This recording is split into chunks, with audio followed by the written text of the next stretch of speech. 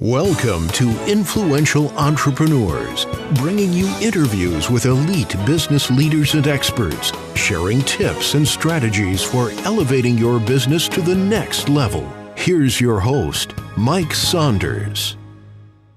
Hello and welcome to this episode of Influential Entrepreneurs. This is Mike Saunders, the Authority Positioning Coach. Today we have with us May Karwowski, who is the founder and CEO of Obviously. May, welcome to the program. Thanks so much for having me, Mike. Hey, so I think that it's really interesting to get the backstory behind, the names of a company, because one day you wanted to start your company and the word obviously came up. So what is the genesis behind the name of your company? Yeah, it's a little bit like Inception, because when someone on my team will be pitching and talking about the company, the person we're pitching to immediately starts saying obviously in like all of their all of their responses. So the number of times the word obviously is used, increases by like 300% compared to what it normally would be. But right before I started the company, I was running social media at Guild Group, and my boss was writing out everyone's tasks for a new product launch on the board. And it was like PR, you're doing this, events, you're doing this, paid acquisition marketing, you're doing this. And then it was social, obviously May's doing whatever it is she does. Yeah. And it got a laugh out of everyone, but I was like, oh, obviously social. Like, obviously brands should be connecting with their customers where they are. They should be building relationships with their customers, whether that's, a celebrity or someone who has an influential following on Instagram or YouTube. Well, I think that's really cool backstory, and I think that you described something that either you ingeniously intended or maybe you need to realize. You use Jedi mind tricks when you start using the word obviously, and then when people start using it 300% more in the conversation, now you can close the deal by going, so obviously everything we've talked about is, and then it's like, of course, yes. Oh, yeah. How are you going to go with another influencer company if you keep saying know, obviously? Right. Obviously not. Okay, so cool. Obviously. So an influencer company. Here is what I would like. We want to dive into what you do and how you do things differently. So that's the point I want to hit. But I think that the cliche first reaction to an influencer campaign or an influencer is surface and not really much substance, and you don't want to just throw money and blow it. What are some of the things that you are working with your clients to make sure that they realize what an influencer campaign really is? Because I'm sure there's misconceptions. Oh, definitely. And I think just since the space is so new, I think that people sometimes think of an influencer, it's Kardashian. It's someone with 50 million followers who I might see on reality TV, where the truth is that the industry has evolved so fast and so much further from that initial space, 10 years ago. The Kardashian show has been on for over a decade, by the way. It's completely different now, based on the platforms that exist and the number of people who have been able to organically create their own audiences. And we're talking normal people, like your neighbor, who is, just creating really cool content about, they happen to be gluten-free and they're creating really cool recipes around being gluten-free, and they're really into baking, and all of a sudden they have 10,000 followers. So it doesn't have to be someone who, has plastic surgery and has, 1 million followers. We actually primarily work with influencers who we like to call in the micro influencer category. So they might have between 5,000 and 100,000 followers. But we're really looking for people who target specific niches.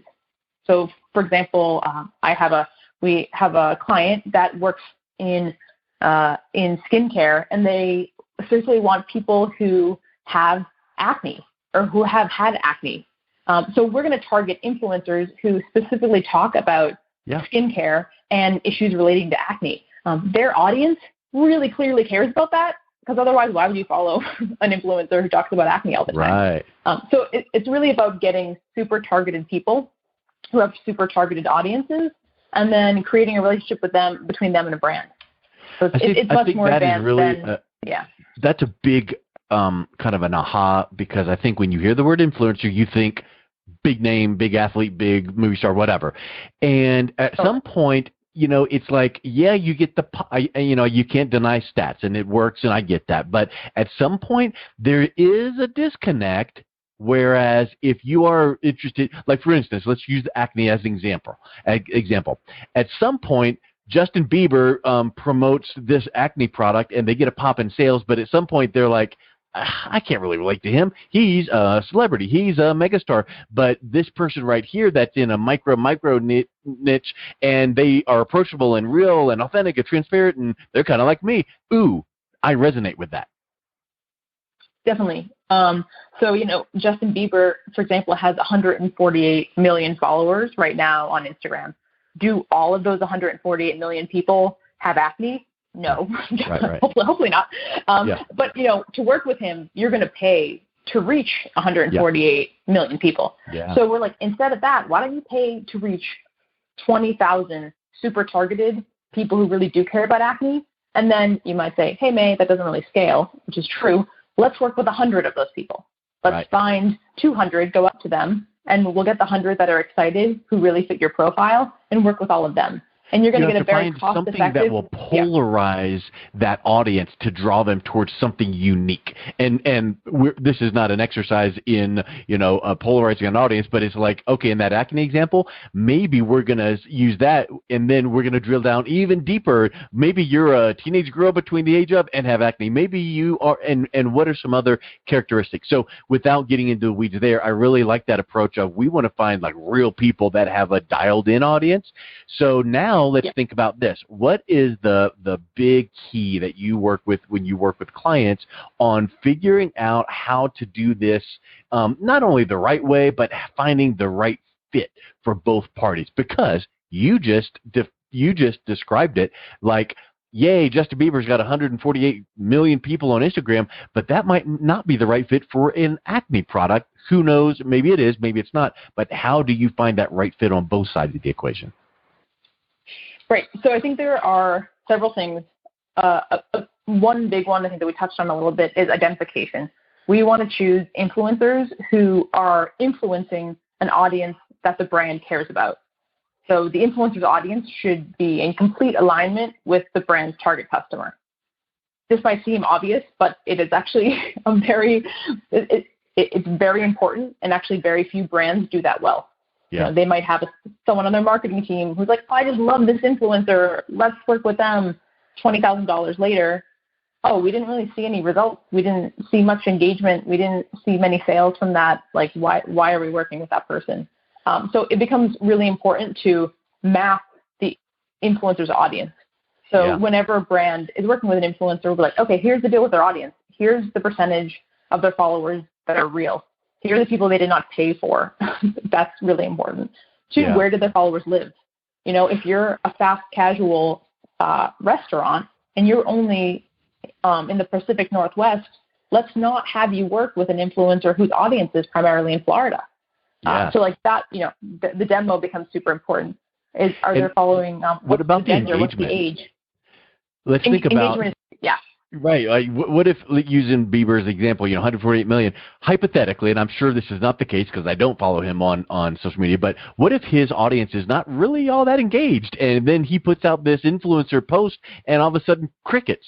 So you have to make sure that influencer's audience is like all over things that they are talking about. And that's something that we see a lot. So as an influencer's audience grows, it's essentially, they're becoming more and more mainstream.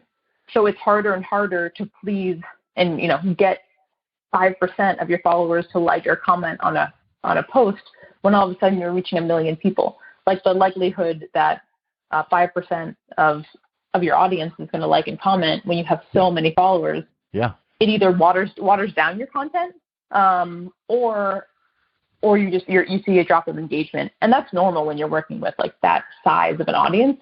But it also means, hey, if we work with people who have significantly smaller followings, and we're at 4% engagement, 10% engagement, we have a few unicorn influencers we work with, they might be at like 12, 13% engagement. Like, why is this woman just like, everyone's obsessed with her? That is such a high outlier number.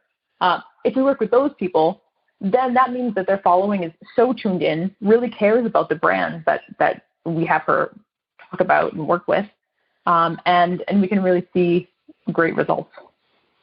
So let's now shift into how do you initiate a, let's say that a, influencer and brand are now been introduced, they high five and they're like, let's do something. How do you proceed the right way to make sure that the relationship and the campaign is going to perform the best that it possibly can? Yep. So the next thing that's really important is the content. So we align on a creative brief. And what's important about this and what many brands get wrong is they can either be way too prescriptive. I mean, I've literally had a brand say, hey, we want our product in the front left corner, we want some velvet background, and we want these 3 other objects in the frame. Like, what? That's just essentially a commercial. Just do an Instagram ad at that point. Like, why are we even working with this influencer? They have no say. They're essentially, a creative director on a photo shoot for you. So we need to make sure that they're not overly prescriptive, but that they really give parameters that are going to drive the right response so that it is successful for the brand.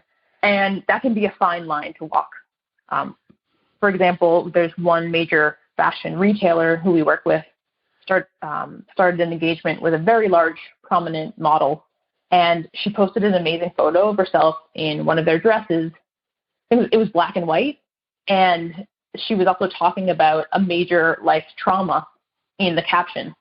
So whereas it got a lot of engagement, literally no one was talking or cared about the dress or the relationship to the brand. So you're like, yeah, the engagement stats are great, but they're not engaging because of the dress, and they're not asking where she got it. It's a totally different narrative. So it's really important that we make sure that the story they're telling makes sense for the brand, and that also it's totally authentic for the influencer. And most audiences online are so savvy. Like you see a bad influencer marketing post, you know it, and an influencer will get called out for that. So it's just like, wow, what a missed opportunity. We want to make sure that we're really working with influencers who genuinely really love the brand and the product, and also make the story their own, and really tell it in a compelling way for their audience. Which makes me think back to the point you made just a minute ago about I want to have this thing here and that thing there. How do you make sure you communicate to the brand to just listen? We know how this needs to be done. We know what you need, but let us do our work, and we know how to work with the influencers, so let's just sit back and watch the magic happen without them feeling like I want to get in there and micromanage, because if you then relent to that, it could negatively impact the campaign because now it comes off contrived.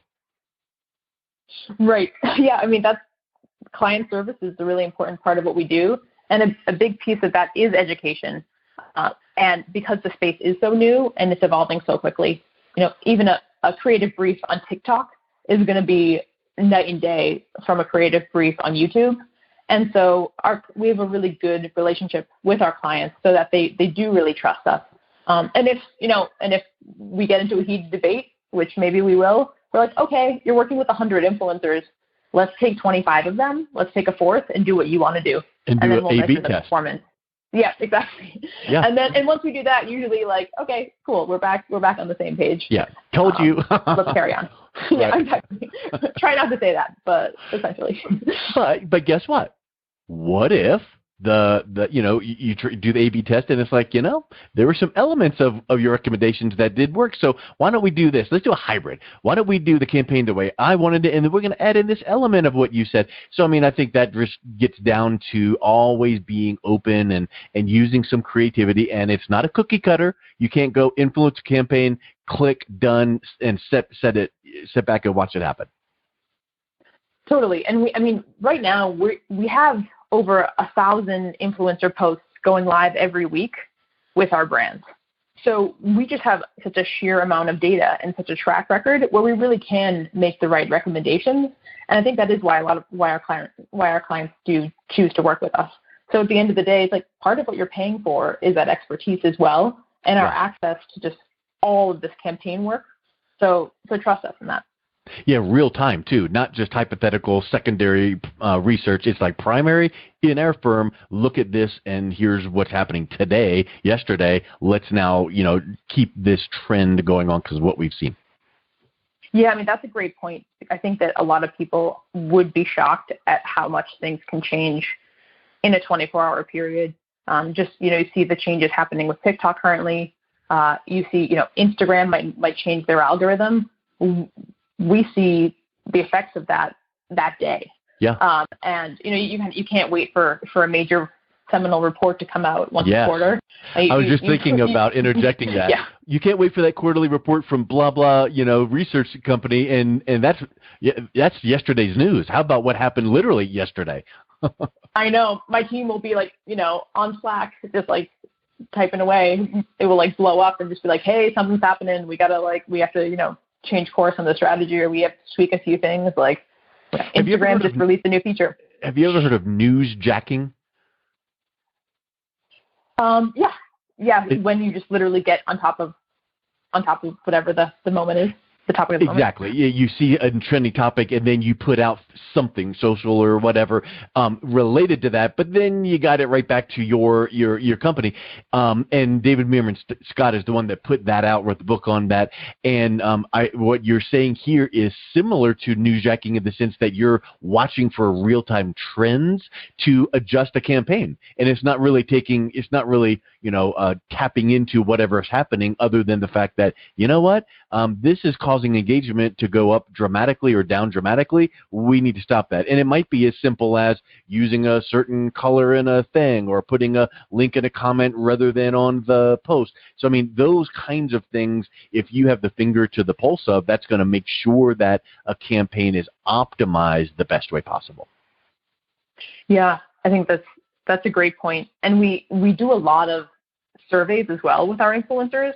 So just not only, hey, here we saw this algorithm change, what are you doing about it? Or what are your thoughts? What's your sentiment towards this platform now? Are you thinking about diversifying to other platforms? Are you posting less? Are you posting more? How are you changing your strategy?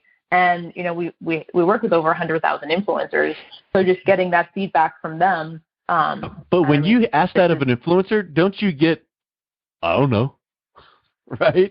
I mean, I don't think that an influencer is like, well, I noticed that the algorithm has changed, so what I'm doing now is I'm posting at 8 a.m. rather than 4. I think they're just like, dude, I'm just rolling. I mean, you'd be surprised.